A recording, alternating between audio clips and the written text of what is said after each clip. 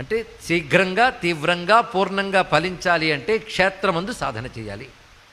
మన ఇళ్లలో మనం జపం చేసుకుంటే ఎంత చేస్తే అంత, తెలుసుకోండి ఇక్కడ, ఎంత చేస్తే అంత. అది కూడా శుచి అయిన ఇంట్లో.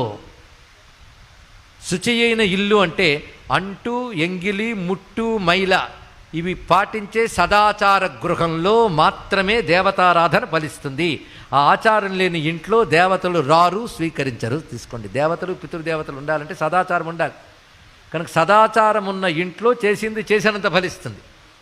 గోశాలలో చేస్తే చేసిన దానికంటే 10 రెట్లు ఫలితం ఎక్కువ.